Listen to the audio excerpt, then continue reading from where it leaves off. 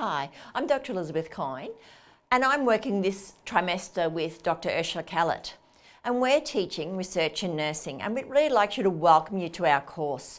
Now, research is not always a course that undergraduate students really look forward to, but hopefully, as we work through this trimester, you'll get a real understanding of the importance of research and evidence as a nurse, but also the enjoyment of looking at research and seeing how it can change and improve the practice for the patients and the families that you work with. So one of the first things that's really helps you sort of get an idea of this course and also link in with friends is to get to know each other. So really think about sort of connecting with us on the Teams site, emails, really coming to our tutorials and the campus-based activities. We really like to sort of hear your point of view and have our ability to sort of share with you.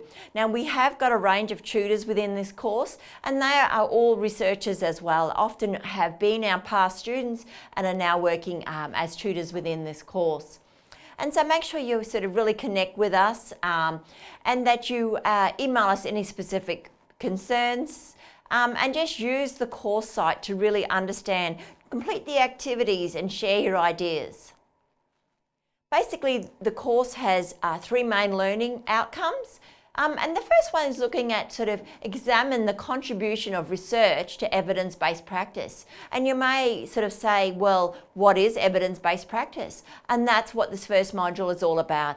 It is about how, as nurses, we work with evidence. And so what has been, what you now work as a clinician has been established by research. So simple things like, doing fourth hourly observations, how we actually do wounds is based on evidence which has been established by research. And so this is about sort of your understanding of how this has changed and improved practice. We also want to sort of teach you how to evaluate the credibility of information, which is while looking at research studies. And so to understand the difference between qualitative and quantitative, understand this difference of, what has been established with research, small studies, larger studies, and then bigger power in studies where you're looking at random control studies to really establish the evidence may be based in IV cannulation and wound care. And we also want the last aspects of our learning outcomes is for you to demonstrate understanding of the major elements of research, because this is sort of that process of looking at understanding research to translate this to practice.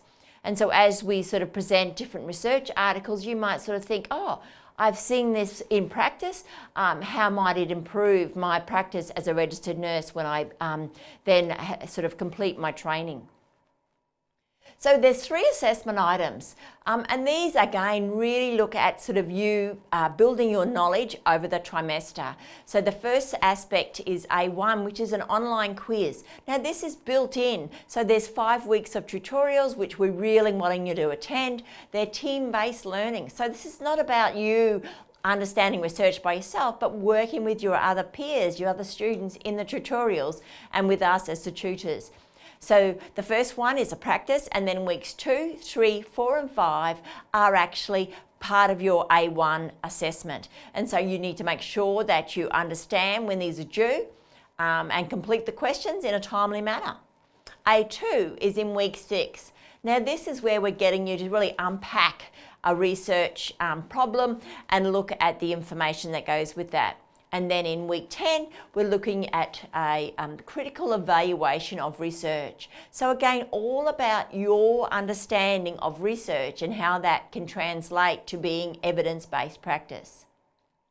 So make sure as you're going and looking and setting up for this course that you do look at the course profile, you look at and start to understand research as the topic. You make sure you understand what's in the assessment items, when they're due, look at what other work and your life so that you've got them clearly in your calendars. Make sure you understand the word count is final.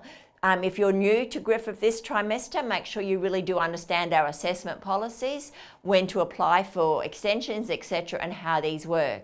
develop an outline as you're working through your assessment items, especially A2 and A3. As you're working through the modules in preparation for the online quiz, if you're a person that writes notes, make sure they link so you can clearly sort of look and develop your own study plan. Make sure you understand how to reference with APA 7. Now, you would have learnt this in year 1, but maybe just refresh, have a look at the library tutorials. Also, make sure you follow the assessment plan and our assessment policies. So we have 3 modules, and they're all about sort of understanding what research is, how it's broken into quantitative and qualitative, the different styles and the rules with that, but also how you build that into understanding what evidence is.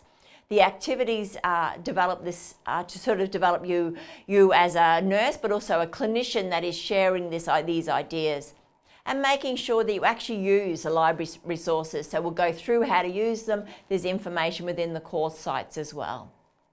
So just in summary, remembering that what we do as registered nurses is underpinned by evidence-based practice. So you, as an undergraduate, need to understand what research is and how to make sure it becomes part of your practice so that you are working with an evidence-based practice mindset. And you can look at our national registration guidelines, how it clearly says that nurses work underpinned by evidence.